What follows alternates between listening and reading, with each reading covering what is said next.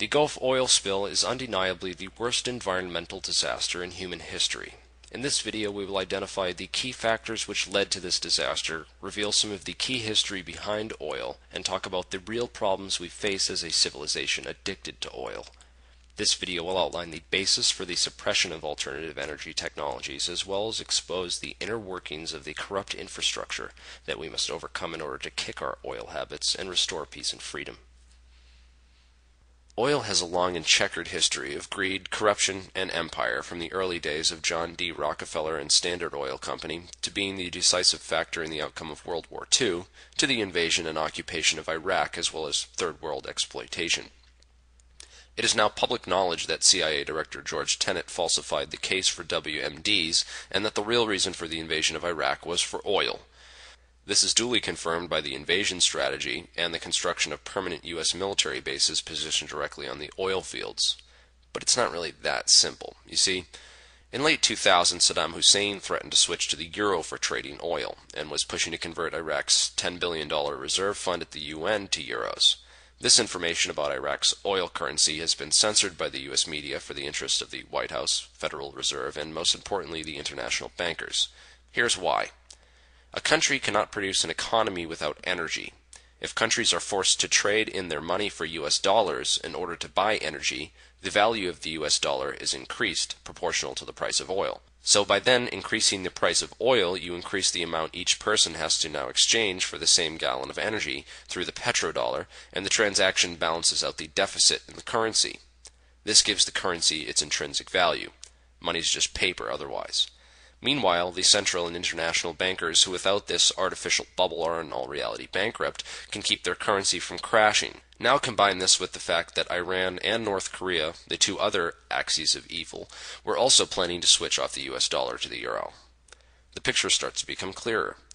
The banking systems of the Western world and most of the globe rely on the commoditization of finite raw resources that are forcefully traded through the US dollar in order to keep their currency and economic frameworks afloat.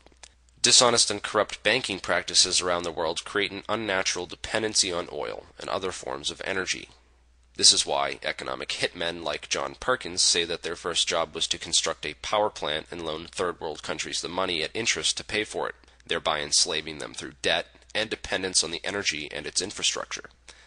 In his book, The Best Way to Rob a Bank is to Own One, William Black details the process by which banks create money virtually out of nothing through a process known as fractional reserve banking.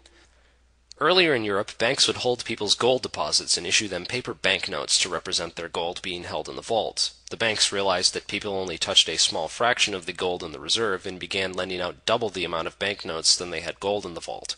The term fractional reserve comes from this process of only keeping a fraction of the deposits in a reserve, thereby allowing the rest to be lent out at interest. And as long as too many people didn't try to exchange their paper money back for gold at the same time, the banks would still have enough gold in the vault to cover those who did. By doing this, they were able to create money that wasn't really backed by anything except for the paper that it was printed on, meanwhile allowing them to lend it out to others while collecting interest on this money that didn't really exist. The Federal Reserve was created in 1913 leading into World War I and was a way for competing bankers to create a cartel capable of lending massive amounts of money created out of nothing to the countries in the war, and then collect immense amounts of interest from these nations indebted to this privately owned corporation after the war. The Federal Reserve is able to print money at a 9-to-1 ratio, not just 2-to-1, which means that they can lend out 90% of their net worth while claiming it is still fully intact. This money is then lent to other banks, where 90% of that money can then be lent out again, over and over, through this fractional reserve process, until $100 can be turned into $10,000 out of thin air. The result of this is the dilution of the US dollar's value. When the Fed prints more banknotes than it has value in reserves, it reduces the buying power of the bills already in circulation. A common trick used to balance out the devaluation caused by fractional reserve banking is the use of inflation. The bankers say, oh, it's not that the buying power of the US dollar has gone down, it's just that it takes more of the same money to buy the same things as before, which is a deceptive way of basically saying the same thing. The trick is to view money as a tradable commodity, so when countries buy energy or oil through a particular currency, the price assigned to the oil is transferred to the value of the money used to pay for it. This sleight-of-hand transaction adds value to the US dollar, which balances out the dilution and lost buying power caused by this fractional reserve practice. In the 6 years leading up to the Great Depression in 1929, the Federal Reserve expanded its money supply 60% beyond its actual reserve, which in part led to the crash of the stock exchange. After the value of industries, companies, and properties hit rock bottom, the bankers were able to buy out much of the United States colleges, newspapers, and industries at cut-rate prices. And don't forget that they were able to print more money out of nothing to pay for these purchases while everyone else was down and out.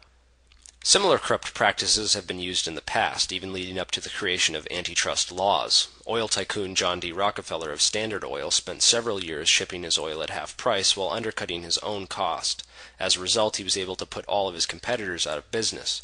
After ruthlessly annihilating all the competition, he then jacked up the price of oil to 4 times what it was before he got into the business. This led to the corporate enslavement of U.S. citizens, who then revolted, forcing the Congress to enact the Standard Oil antitrust laws. 2 years later, Rockefeller, J.P. Morgan, and other international banking interests created a privately owned Federal Reserve under the guise of being a federal bank, with one of the most destructive fractional reserve policies to date. The U.S. has been completely dependent on trading oil in U.S. dollars in order to keep their fractional reserve currency afloat since at least the 1980s, and having a country like Iraq, Iran, or North Korea, never mind all three, switch off the U.S. dollar for oil would be catastrophic for the fractional reserve bubble. So back in late 2000, when the axis of evil began making moves to switch off of the US dollar, the White House, Wall Street, and Federal Reserve were facing a complete and total collapse of their system. They had no other choice but to make a case for war. And so we have the Bush administration and CIA fudging the case for WMDs in Iraq, while designing a military strategy based around destroying Iraq's alternative energy infrastructure and setting up permanent US military bases around oil reserves.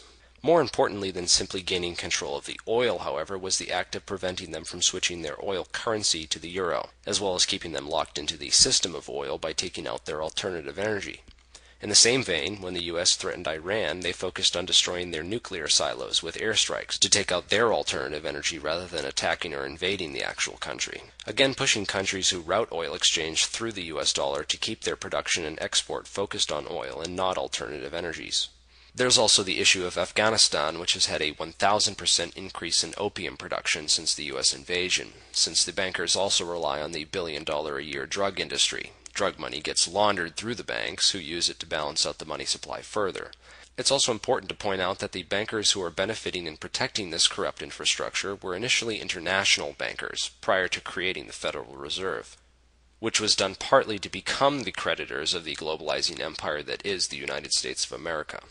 If you look at who is making the most off of the wars, most would think that it's Halliburton. Dick Cheney had close to 450,000 stocks in Halliburton during the Iraq War, and the Carlyle Group, who are making a massive amount of money through the contracts to build military bases, planes, tanks, ammo, vests, etc.